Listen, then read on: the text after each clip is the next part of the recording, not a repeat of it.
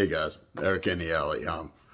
Today we got the 2005 Pontiac Vibe back in. That sound we heard up front that in the last video we confirmed was coming from the engine, not from the accessory belts. There's some noise going on there in the timing chain area, so we got a new timing chain for it. We got a new actuator, got a new water pump thermostat, we got a new VVT solenoid, and we're going to be changing all them. But before we get started with that, there's a couple things. If you did see the last video, I added in the comments that before we go ahead with this, I did not check it for a head gasket leak yet. That's I don't suspect it.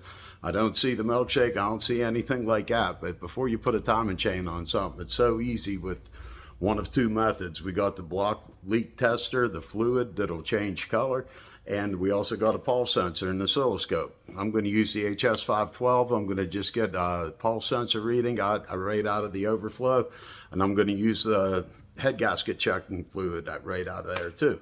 So let's get to it, get started. Now, to kind of make this a little bit more interactive, keep going. Like, if any questions you got on any of the tools, the equipment, the software, the car itself, if you have one of these cars doing this job, don't hesitate to drop a comment.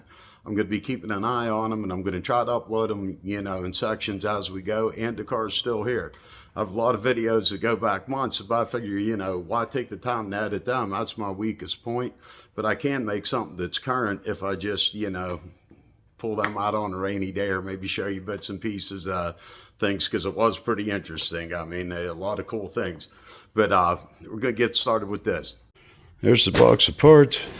I think we did get everything off for Rock Auto. Still waiting for one package, and that just has the Permatex, the Optimum for the front timing chain, the cover. Anytime you use that, you don't want to use just black RTV. It can be black, but it got to be the Optimum. It takes the flexing of the timing chain cover whenever it's thin metal and thin metal. That's kind of like Honda Bond, if you're familiar with that. But I'm going to start it up and let you hear the sound it's making. And any questions you got on the car, that's what I'm saying, guys. We got the whiteboard. We got the examining board. We got Agent Scully down there, I guess, in case you think it was aliens. But anything that you got, drop a comment. This is something that's pretty cool. Came in handy so far. It's just one of them folding for putting towels in the bathroom.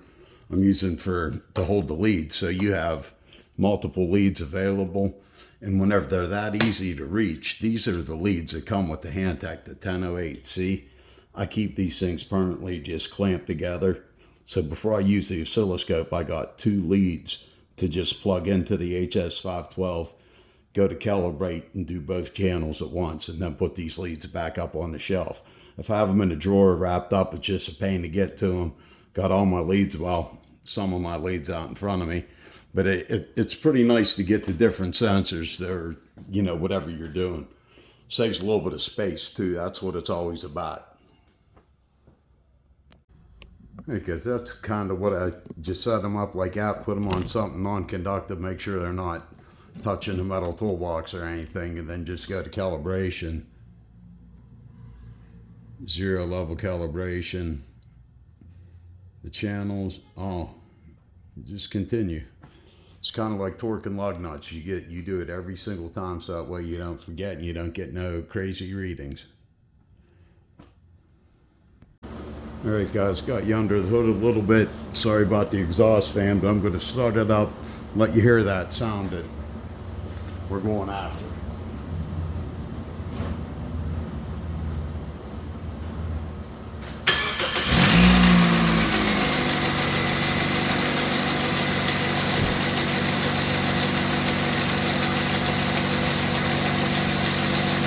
Doesn't take too long to hear that.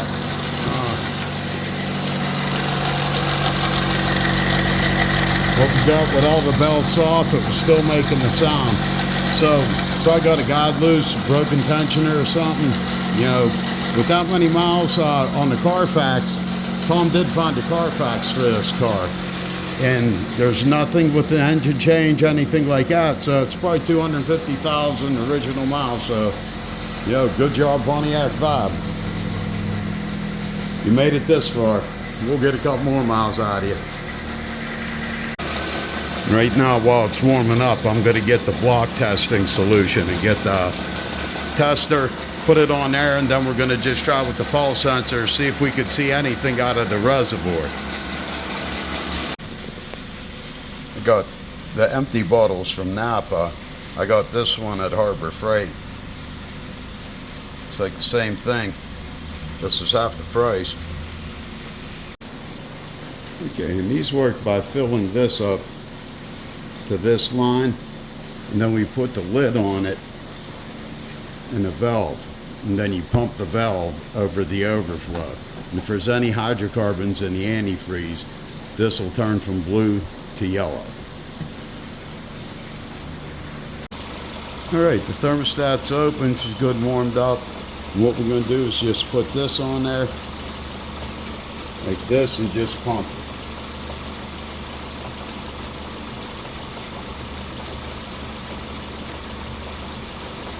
I mean, technically it says you could do this for up to a minute, but I'm telling you, they change a lot quicker than that. Whenever you got exhaust in there,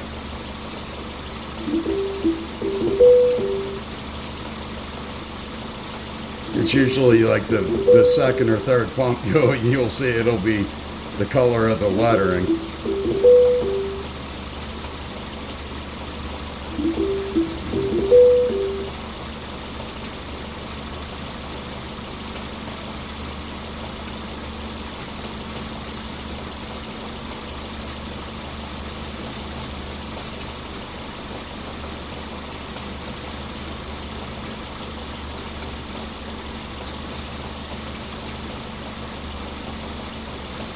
Alright, that's more than good. Good job, Bob.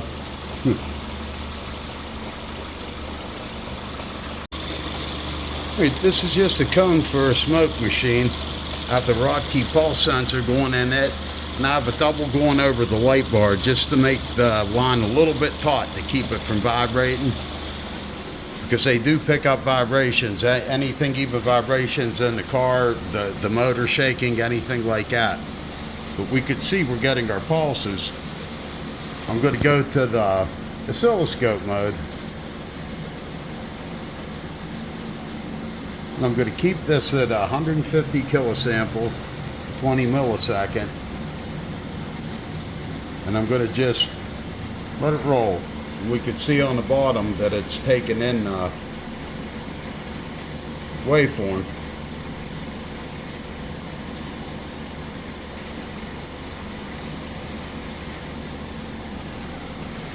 Okay, now we want to stop it and just take a look at what we could see on it.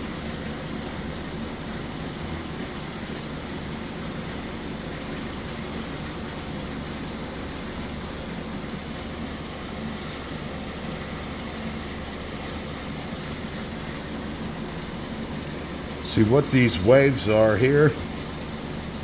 I don't know, but this wouldn't be a head gasket. Would be looking for if this reoccurred every 4 pulses.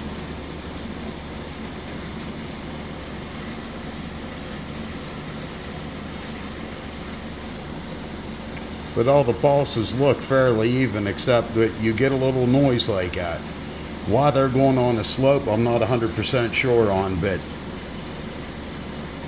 looking at that, that's confirming what we've seen with the block tester, that, you know, we're not getting any exhaust, at least into the cooling system.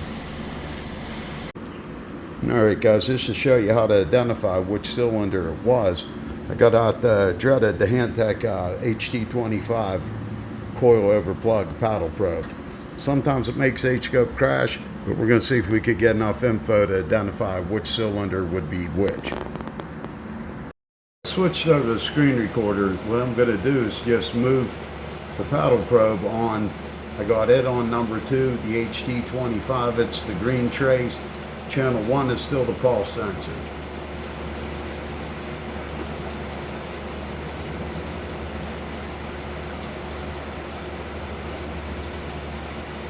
Hit record.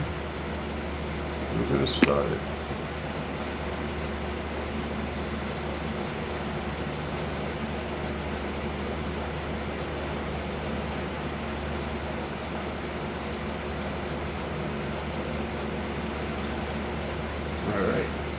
going to hit stop.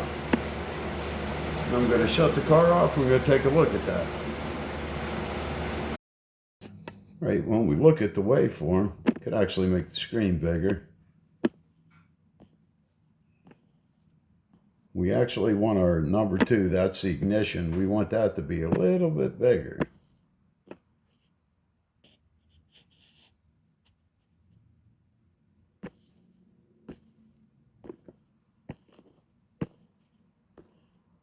We could tell it needs inverted.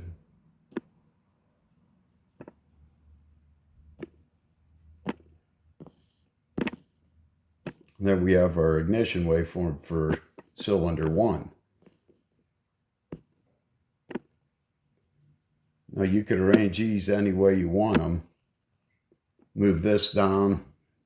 But the main thing is whenever we count in between them, we have cylinder 1 firing, 2, 3, 4, and then cylinder 1 firing again. If we had a pulse on one of them, the cylinder identifiers, well, sorry. Yes, I want to go there. We got 1, 3, 4, 2. That's our firing order. Move this over to 1. Move this over to 1. Then we could see. Now, you don't want to assume this is responsible for number 1 firing. Like when we use a pulse sensor in the exhaust, you count back. However many cylinders you got, some you count back 1. For a 6-cylinder, I believe you count back 2. So this could be showing back here, or it could be here. After number 1 firing, would expect to be seeing the combustion gases very fast. So I'd assume this was it, but don't take my word on that. But the thing is whenever you acquire a pattern like this that you could sync to a cylinder, you can get help. You don't have to rely on, you're better off having a good image and then looking for help. If you have a bad waveform or if you have a bad image, if you can't give anybody any information, you're going to get a less quality help, man. I mean, if you have a waveform, something somebody could understand, and you're having a little bit of trouble, you know, it's easy if you have an image like this. But that's how you'd sync that pulse coming from the cylinders firing to which cylinder it would be. Oh, and this down here, guys, don't worry about this. This is interference. Even though it looks like it's going with the pulse is the yellow channel. This is just interference because it's not the cylinder firing and it's still picking up some vibration. But that would be the actual ignition waveform, which is, looking at this downward slope, that's it'd be a pretty rich burn, but it's still got the lean uptick at the end.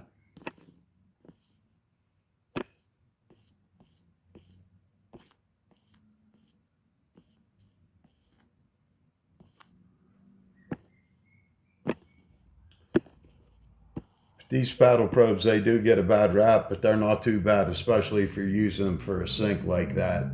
It's not too bad for ignition. It wouldn't be my favorite for analyzing the waveform, but I mean, there's no reason why you can't. Guys, just with a simple paddle probe now, I don't like measuring kV with a paddle probe, but this would be the scale that somebody already made for the HT25. Be like 1.7 kilovolt, or what we have left in the coil. In the line, you could still do, I mean, a burn line measurement, you could still do all that just with a simple paddle probe. It'll tell you if you're in real trouble, put it that way.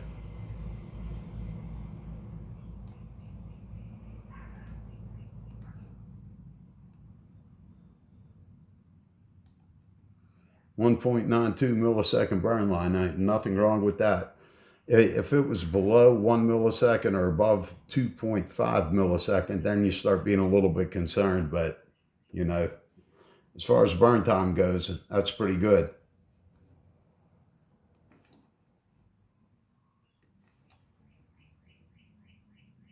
So, all right, guys, that's all good news for the Pontiac. So, just use a couple, like I said, this is off a smoke machine. There's a couple different adapters you could use, but with the pulse sensor, it's mainly vacuum line. Now, you can do that from the radiator, but the pressure transducer, yes, I would use the radiator adapter, but the pulse sensor, you are going to get antifreeze in it. And we got perfect waveforms off the expansion tank, so there's no need to sacrifice your equipment and risk burning yourself with keep the cap on. Use the tank. But what we're going to do next is a cam crank correlation. We have a couple scopes we could use. Leave in the comments which ones you have any questions about. But this car, it's like a Toyota, even though it's a Pontiac, we're going to get to the ECU through the glove box. That's where we're going to get at least the crank signal, probably the cam signal also, and the number one signal to fire. All right, guys, I hope you like seeing a video like that. Let me know if you do. I figure it's more a chance to keep it interactive, keep you guys in the loop, what's going on day to day. So any questions, if the car's already been gone 2-3 months, I mean, what's the point if you ask me any questions? I can't go out and check something else, I can't check, the resistance of the blower motor if you're having that trouble if the car's gone. So, this is kind of as we go. If you have this car, if you're interested in the scope, just drop a comment. I mean, please don't leave with any questions. It's, don't leave confused. If you have any questions, we'll get to the bottom of it. All right, guys. Thanks a lot for watching.